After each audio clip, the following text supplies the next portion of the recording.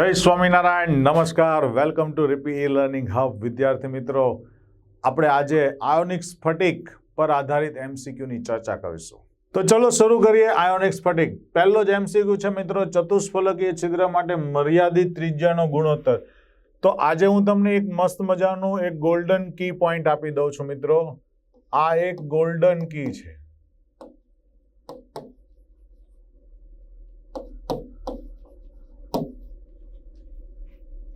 અહીંયા આપણે R plus oblique R minus મતલબ કે બંનેનો ગુણોત્તર લઈએ તો એનાથી એનો સવર્ગાંક કેવો હશે તે વિચારીએ, તેમજ એનો આકાર કેવો હશે તે વિચારીએ અને એમાં ઉદાહરણો કયા કયા હશે. બરાબર જોજો મિત્રો. 0.155 0.225 લઈએ. 0.225 થી 414 લઈએ. 0.414 થી 0.73 લઈએ અને 0.73 થી 1 લઈએ. આમાં સવર્ગાંક 3, આમાં 4, આમાં 6. 3, 4, 6, 8. 3 હોય તો આકાર કેવો બનશે? ત્રિકોણીય બનશે. આમાં સમ ચતુષ્ફલકીય બનશે. આમાં અષ્ટફલકીય બનશે. એફસીસી પ્રકારનું. આમાં પણ અષ્ટફલકીય હોય પણ બીસીસી પ્રકારનું હોય, અંતઃકેન્દ્રિત હોય, જેને સીસીપી પણ કહી શકાય. ક્યુબિક ટૂંકમાં કોઈ પણ હોઈ શકે. આના જો ઉદાહરણ વિચારીએ તો આ છે સીઝિયમ ક્લોરાઇડ છે, આ સોડિયમ ક્લોરાઇડ છે, આ ZnS છે અને આ છે બોરોન ઓક્સાઇડ છે B2O3. તો આવા બધા જ આપણે કોષ્ટકને જો યાદ રાખશું મિત્રો તો અહીંયાથી આપણું એકદમ કામ સરળ થઈ જશે. જો ચતુષ્ફલકીય છિદ્ર હોય તો એને માટેનો ત્રિજ્યા ગુણોત્તર કેવો છે? તો કે 0.225 થી 414. એટલે આપણો જવાબ આવી જશે ચેન્નાઈ. રેડી? હવે આનાથી આ જ કોષ્ટકનો ઉપયોગ કરીને મિત્રો ઘણા બધા એમસીક્યુ બનશે.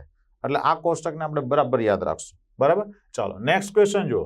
અષ્ટફલકીય છિદ્ર માટે ન્યૂનતમ ત્રિજ્યા ગુણોત્તર કયો? તો તમે ચેક કરો. જો અષ્ટફલકીય માટે કયો છે? 0.73 થી 1. ન્યૂનતમ 0.73, મેક્સિમમ 1. તો એનો મતલબ એમ થયો કે 0.73 થી આપણે 1. અષ્ટફલકીય છિદ્ર માટે ન્યૂનતમ ત્રિજ્યા ગુણોત્તર કયો થાય? 0.73 ની પહેલા. એટલે આ એનો ન્યૂનતમ થશે. 414 થી આપણે આગળ જઈએ ત્યાં સુધી. ચાલો નેક્સ્ટ લઈએ મિત્રો.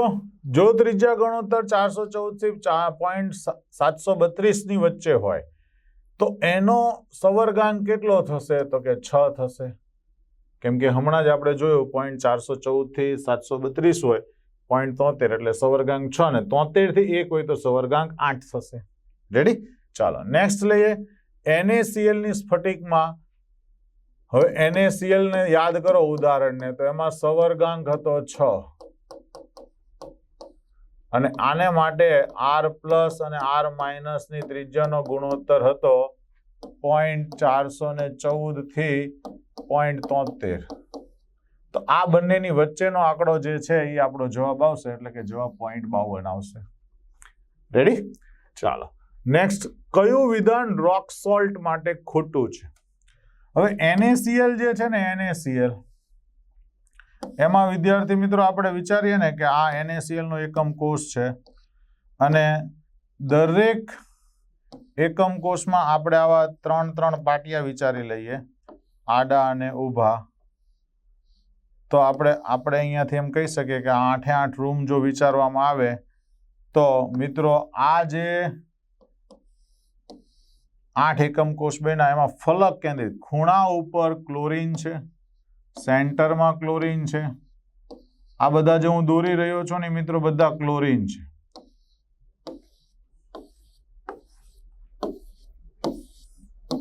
અને હવે જે યલો કલર થી દોરું છું એ બધા સોડિયમ છે.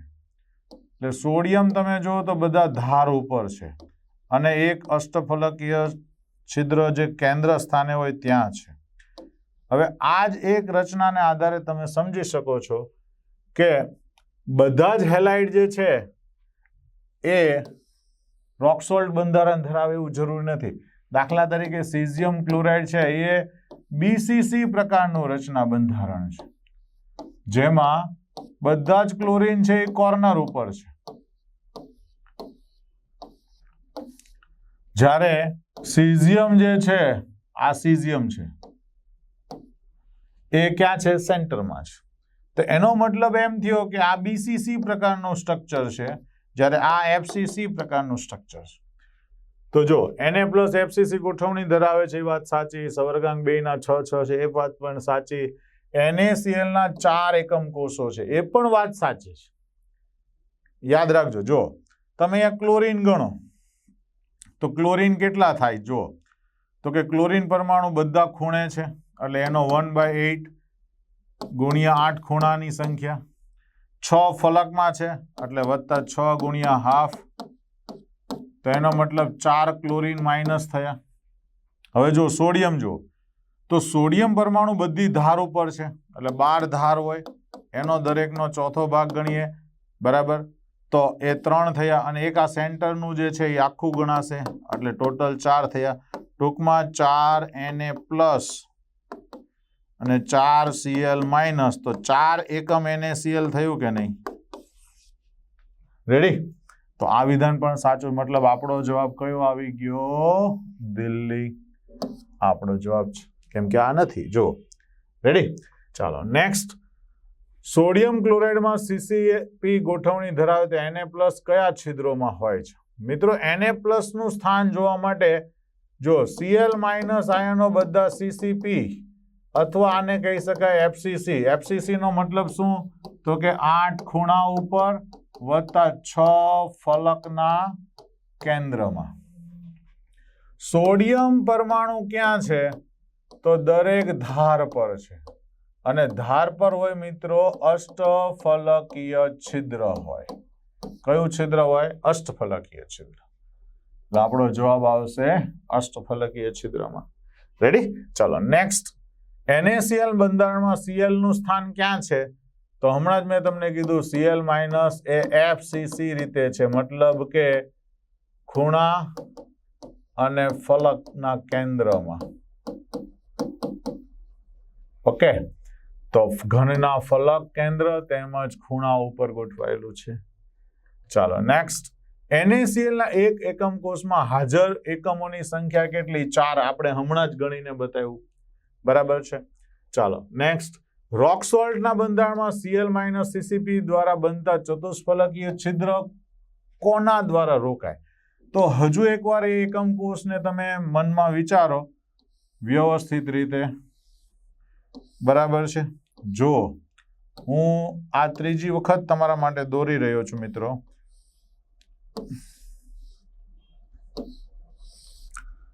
આ એટલા માટે જ સમજાવું છું ખાસ, કેમ કે આની ગોઠવણી જો એક વખત આપણે મગજમાં ફિક્સ થઈ ગઈ તો આપણને બધા જ એકમ કોષોમાં આ પ્રકારની ગણતરીઓ ઈઝી આવડી જશે.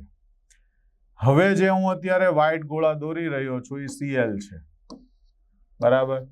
તો બધા જ એકમ કોષના ફલકમાં ગયું, પછી ખૂણા ઉપર પણ ગયું, તમે જોઈ શકો છો. અને હવે મિત્રો જે હું યલો ગોળા દોરું છું એ બધા કયા છે? તો કે સોડિયમ છે, જે ધન આયન હોવાથી નાના છે એટલે હું નાના ઘૂંટેલા ઘાટા નક્કર દોરું છું.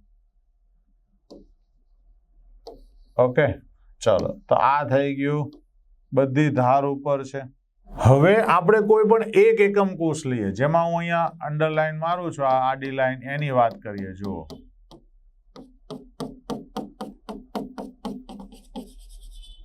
ઓકે, હવે એ એકમ કોષને અહીંયા હું સાઈડમાં લઈ જાઉં, થોડો મોટો કરી દઉં, તો તમે જોઈ શકો છો પહેલા ખૂણે ક્લોરીન છે, પછીના બીજા ખૂણે છે, પછી પહેલા ખૂણે છે, અને પછી બીજા ખૂણે છે.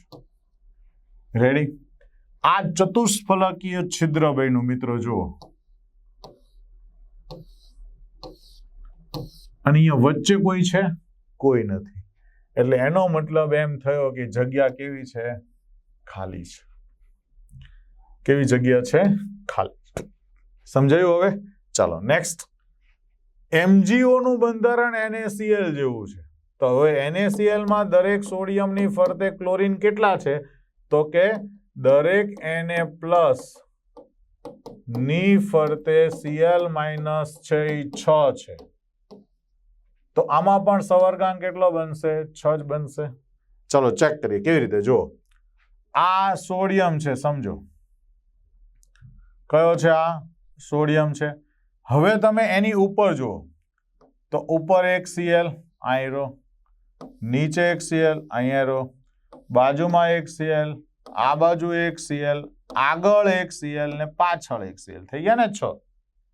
એ જ વાત મેં તમને અહીંયા કીધી. જો દરેક Na ની ફરતે કેટલા Cl છે? 6. ઓકે, ચાલો નેક્સ્ટ. સીઝિયમ ક્લોરાઇડમાં Cs+ અને Cl- આયનોનો સવર્ગાંક કેટલો?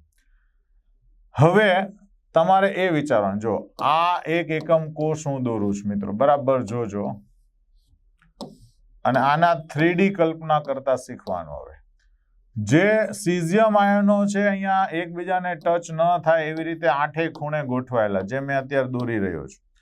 હવે એની વચ્ચેમાં આ સીઝિયમ છે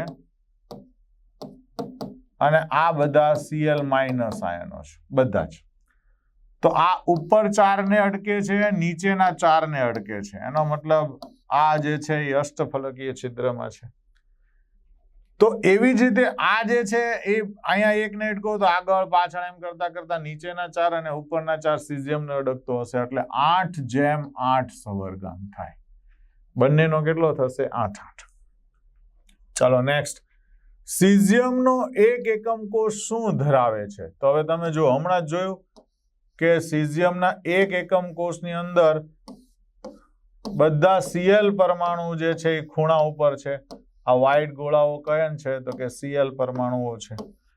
તો Cl ની સંખ્યા કેટલી થાય? તો કે 8 ખૂણાનો 8મો ભાગ = 1. અને આ જે વચ્ચેનો ગોળો જે છે એ કોણ છે? તો કે આ છે સીઝિયમ+. તો સીઝિયમ+ ની સંખ્યા કેટલી થાય? 1. તો સીઝિયમ Cl કેટલા થયા? ટોટલ 1 જ થયો ને, 1 એકમ કોષ થશે. ઓકે, તો કેટલા એકમ કોષ ધરાવે છે? 1 એકમ કોષ ધરાવે છે. રેડી? ચાલો નેક્સ્ટ. NaCl ના બંધારણને આપણે જો CaCl માં ફેરવવું હોય તો કઈ રીતે ફેરવી શકાય? હેવી પ્રેશર આપીને મિત્રો, એમાં કોઈ બીજો રસ્તો જ નથી આવતો. માત્ર તમે ઊંચું દબાણ આપો એટલે એ પ્રેશરાઇઝ થઈને ફેરવાઈ જશે. ચાલો નેક્સ્ટ. થેલિયમ ક્લોરાઇડનું બંધારણ સીઝિયમ ક્લોરાઇડને છે. જો સીઝિયમ ક્લોરાઇડના બંધારણમાં 8:8 સવર્ગાંક હતો, તો સેમ વે થેલિયમ ક્લોરાઇડનું બંધારણ એના જેવું હોય તો એનો પણ કેટલો થશે? 8:8 જ થશે. તો સવર્ગાંક કેટલો થશે? 8. હે ને? ચાલો નેક્સ્ટ. Zinc blend ZnS. હવે તમે હમણાં જ ઉદાહરણ જોયું કે ZnS માં સવર્ગાંક કેટલો હોય છે? 4:4, એટલે કે એમાં 4 પ્રકારનું બંધારણ ધરાવે છે. કેમ કે એની ત્રિજ્યાનો ગુણોત્તર કેટલો છે? તો કે 0.225 થી 0.414 છે. ચાલો નેક્સ્ટ.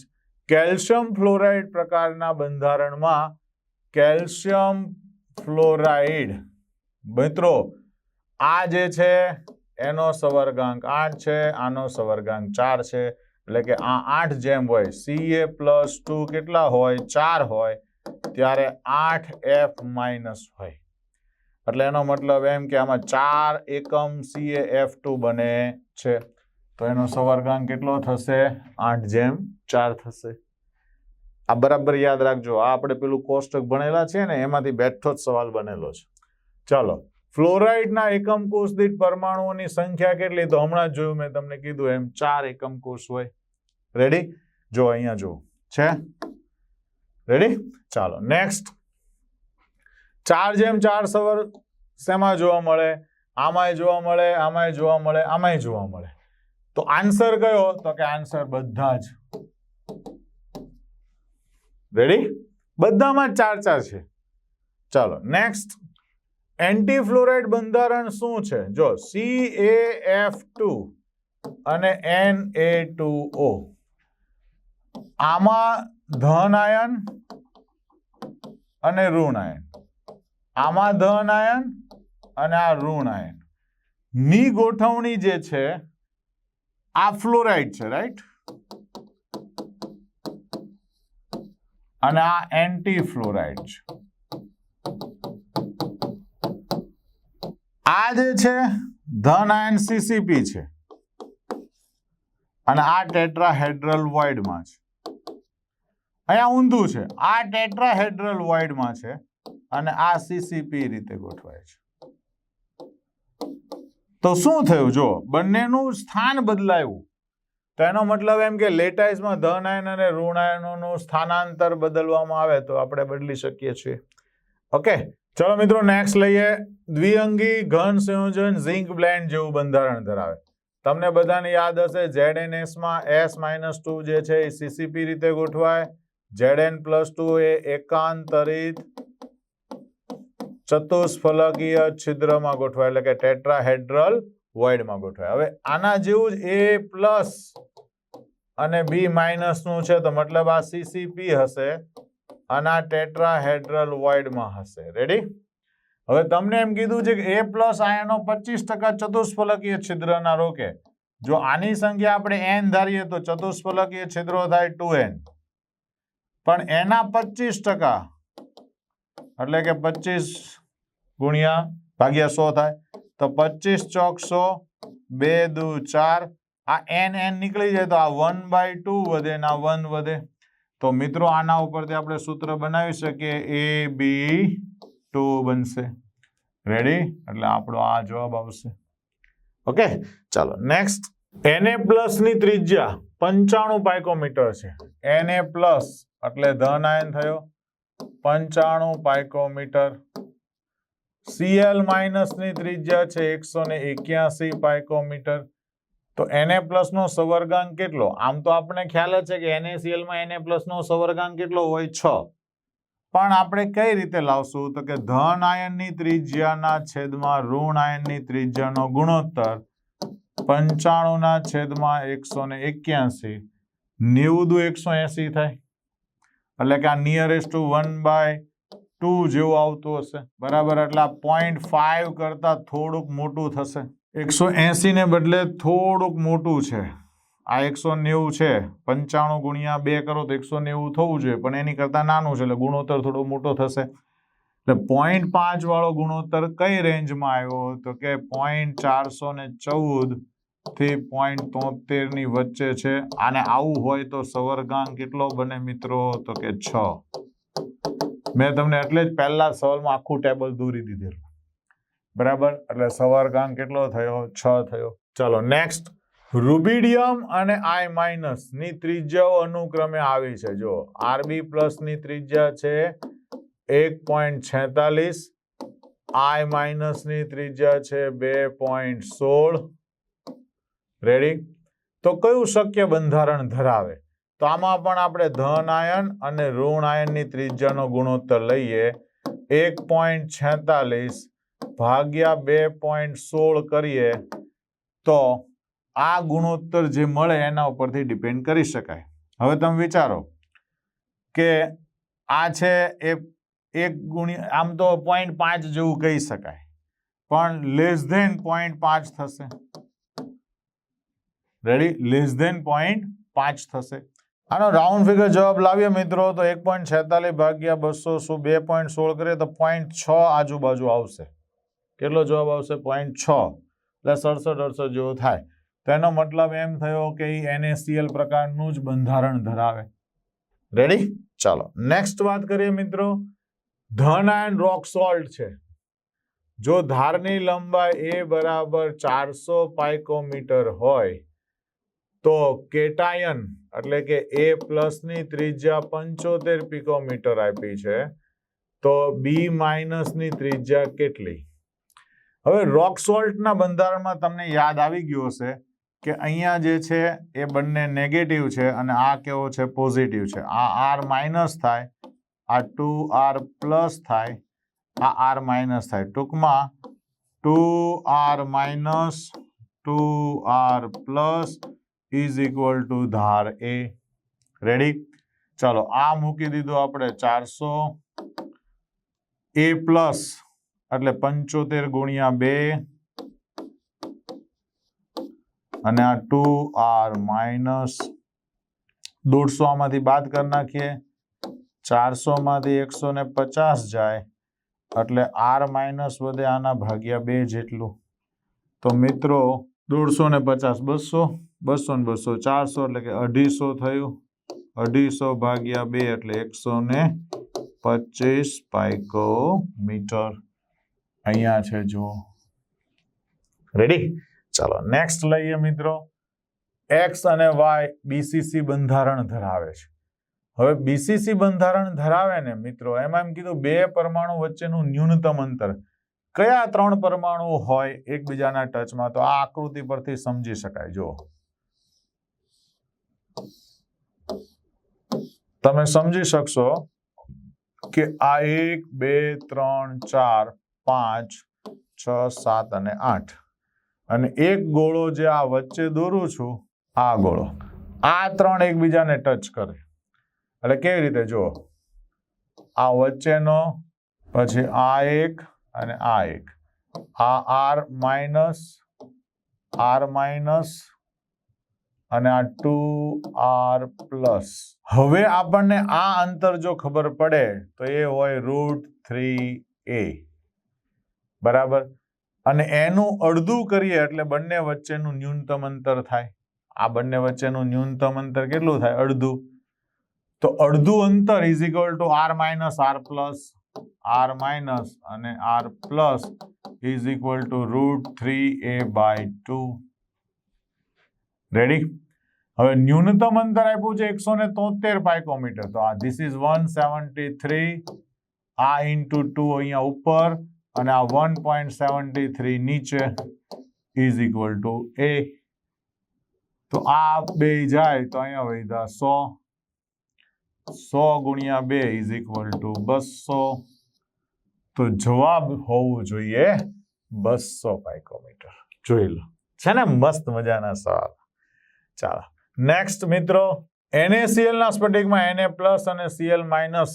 જો Na ક્યાં હોય તો કે અહીંયા હોય, Cl ક્યાં છે તો કે અહીંયા છે, બંને કોર્નર ઉપર. આ કોર્નર હોય એકમ કોષના તો ત્યાં Cl માઇનસ છે. આ Cl માઇનસ, ICl માઇનસ ના Na પ્લસ ધાર ઉપર છે.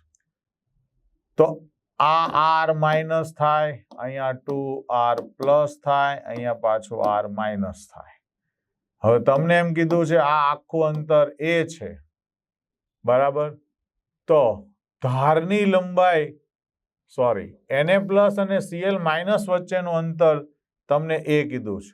તો આ આખું 2a થશે, કેમ કે આટલું અંતર a કહેવાય. તો આખું અંતર કેટલું થશે? 2a. રેડી? ચાલો નેક્સ્ટ. પોટેશિયમ ફ્લોરાઇડ NaCl જેવું બંધારણ ધરાવે છે. જો કોષની ધાર a સેમી હોય, પાછો એક જ વાત, આ પોટેશિયમ પ્લસ છે, આ F માઇનસ છે, આ પણ F માઇનસ છે, આખી ધાર a છે. તો આ વચ્ચેનું ન્યૂનતમ અંતર કેટલું થશે તો કે a/2 થશે. તો a/2. રેડી? હવે જો બધામાં સેન્ટીમીટર એકમ છે, મતલબ પેલું પણ સેમીમાં આપેલું છે. ચાલો મિત્રો નેક્સ્ટ સવાલ લઈએ. KF NaCl પ્રકારનું બંધારણ ધરાવે છે. ઘનતા આપી દીધી, ડેન્સિટી આપી દીધી 2.48 ગ્રામ પર સેન્ટીમીટર નો ક્યુબ. તો KF વચ્ચેનું અંતર જોઈએ છે. તો મિત્રો સૌથી પહેલા તો ઘનતા બરાબર Zm/a ઘન Na. આ સૂત્ર વિચારીએ એટલે a મળી જશે. તો એનો ઘન મારે સૂત્રનો કરતા બનાવવો હોય તો Z એટલે અહીંયા FCC બંધારણ એટલે 4, આ થશે 58, આ આપી દીધું છે 2.48 અને ગુણ્યા 6 ગુણ્યા 10⁻23 ઘાત Na આવી ગયું. તો હવે મિત્રો આનો આપણે ભાગાકાર કરીએ તો કઈ રીતનું ઉડે? જો આપણે આને ઉડાડીએ 4 વડે તો 0.6 અને આ 2 થઈ ગયું. રેડી? 58 ભાગ્યા 6 કરીએ તો આ જવાબ આવશે 6 દાણ 60 થઈ જશે. 6 × 9 = 54, 6 × 9 = 54 ને 4 6 × 6 = 36. આવો જવાબ આવશે, બરાબર.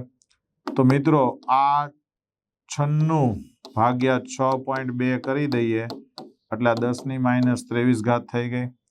હું આને રાઉન્ડ ફિગર 6 લઈ લઉં તો મિત્રો 15 છંગ 90 જેવો જવાબ આવશે. એટલે 15 છંગ 90 અને 15 પાછું 15 પંજા 75 155 ગુણ્યા 10⁻23 ઘાત છે. તો તમે આને 155 ગુણ્યા 10⁻24 ઘાત લઈ શકો. રેડી? તો આ આપણો જવાબ થઈ જશે એ ઘન. હવે આ તો ઘન છે ને મિત્રો, અને એ પણ પાછું સેન્ટીમીટરમાં છે. એનો ઘન બરાબર 155 ગુણ્યા 10⁻24 ઘાત લીધું. હવે આનું ઘનમૂળ વિચારવાનું 155 નું અને 10⁻8 ઘાત થયું. આ આવી ગયું સેન્ટીમીટરમાં. હવે 155 નું ઘનમૂળ કયું થાય? તો સૌથી પહેલા તો તમે એમ વિચારો, તમે ઘન કરતા જાઓ. 4 ચોક 16 ચોક 64 55 25 પંજા 125 એટલે 5 ઘનમૂળ નીકળી શકે, પણ 5 પોઈન્ટ આવે કંઈક. કેમ કે 6 6 36 ને 36 છંગ 216 થશે. 216 અને 125 ની નજીક છે. જો આ 125 હોય તો 5 ઘનમૂળ નીકળે, અને 216 હોય તો એ 6 નીકળે. તો એક્ઝેક્ટ આ બેની વચ્ચેનો આંકડો હોય તો આપણે 5.5 વિચારી શકીએ, પણ આ તો આની નજીક છે. જો 150 એટલે 5.23 જેવું થતું હશે. તો આપણે અહીંયા 5.2 ગુણ્યા 10⁻8 ઘાત સેન્ટીમીટર મૂકી દઈએ તો મિત્રો એ નિયરેસ્ટ ટુ આ થઈ જશે. જો છે 537 પાઇકોમીટર. પાઇકોમીટર માટે મિત્રો આને 10⁻10 ઘાત સેન્ટીમીટર કરવી પડે. રેડી? એટલે આ 520 જેવું થશે. તો 520 એ નિયરેસ્ટ ટુ 537 પાઇકોમીટર છે. ઓકે, ચાલો નેક્સ્ટ. NaCl સ્ફટિકમાં Na+ અને Cl- આયન વચ્ચેનું અંતર છે 2.84 એંગસ્ટ્રોમ કહેવાય. બરાબર? અને ઘનની ઘનતા આપી છે 2.167 ગ્રામ પર સેન્ટીમીટર. તો એવોગેડ્રો આંક. હવે એવોગેડ્રો આંકની કિંમત તો ક્યારેય વિચારવાની જ ન હોય ને. એ 6.022 ગુણ્યા 10⁻23 ઘાત જ આવે. એમાં કાંઈ વિચારવાનું જ ન હોય. બરાબર? છતાં આપણે ગણીએ મિત્રો કઈ રીતે. જો NaCl આયન વચ્ચેનું અંતર. હવે NaCl Na+ અને Cl- વચ્ચેનું અંતર એ ધાર કરતા અડધું હોય. તો ધાર કરતા અડધું એટલે 2.814. તો આના ઉપરથી A બરાબર 14 દુ 28, 28 દુ 56 આટલું એંગસ્ટ્રોમ લઈ શકાય. ઘનતા આપેલી છે 2.167. તો મિત્રો ઘનતાનું સૂત્ર તમારું હતું કે Zm/A ઘન Na. તો Na ને હું સૂત્રનો કરતા બનાવું તો આ Z4 લેવાય, આ 58.5 લેવાય. બરાબર? પછી A ઘન આ 5.628 ગુણ્યા 10⁻8 ઘાતનું ઘન ગુણ્યા આ છે એંગસ્ટ્રોમ, પછી ઘનતા 2.167. રેડી? ચાલો, તો મિત્રો તમે જોઈ શકો છો 8 તેરી 24 ને ઉપર લઈ જાઓ એટલે 10⁻24 ઘાત. અહીંયા પ્લસ આવી ગયું આટલું. હવે આપણે 4 ભાગ્યા 58.5 ભાગ્યા 5.6 ભાગ્યા 5.6 ભાગ્યા 5.6 અને ભાગ્યા 2.168 કરીએ એટલે નિયરેસ્ટ ટુ આ જવાબ એવોગેડ્રો આંકની આજુબાજુનો આવવો જોઈએ. બરાબર? આપણે આનું સાદુરૂપ આપીએ. આ બધાનો ભાગાકાર મિત્રો 0.60 જેવો જવાબ મળશે. એટલે આપણે એમ કહી શકીએ કે 6.0 ગુણ્યા 10⁻23 ઘાત લઈ શકાશે. જ્યાં આપણો ધારેલો જવાબ બરાબર જ બેસે છે. ચાલો નેક્સ્ટ. સોડિયમ ક્લોરાઇડ સ્ફટિકની ઘનતા 5.85 આપેલી. જો 5.85. એકમ કોષના ધારની લંબાઈ કેટલી? હવે ઘનતા આપી દીધી છે અને આપણને એકમ કોષના ધારની લંબાઈ પૂછેલી છે. તો ઘનતા બરાબર Zm/A ઘન Na. રેડી? તો આપણે A ઘનને સૂત્રનો કરતા બનાવીએ 4 58.5 ભાગ્યા A એટલે આપણો એ શોધવાનો હતો, ઘનતા આવી ગઈ 5.85 અને ગુણ્યા Na એટલે 6 ગુણ્યા 10⁻23 ઘાત. રેડી? ચાલો, આ 58.5 ગયું એટલે 10 વધ્યું,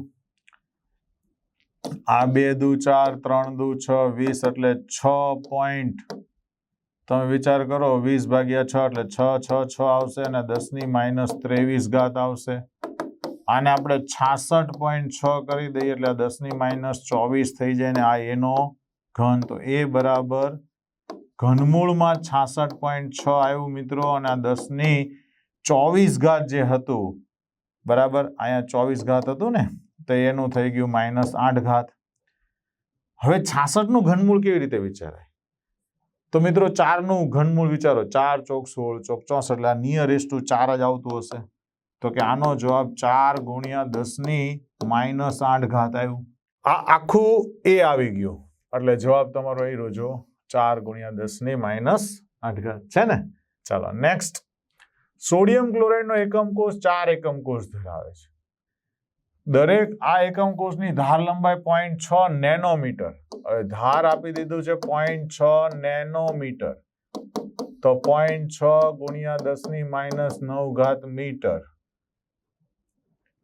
તો 0.6 ગુણ્યા 10⁻7 ઘાત સેન્ટીમીટર, એટલે કે 6 ગુણ્યા 10⁻8 ઘાત સેન્ટીમીટર થશે.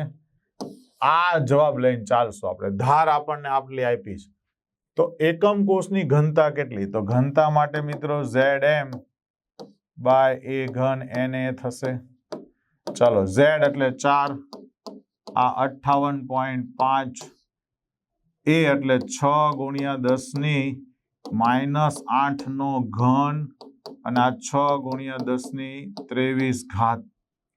રેડી? ચાલો ચેક કરીએ. આને અહીંયા ગુણી દઉં મિત્રો, તમે જો.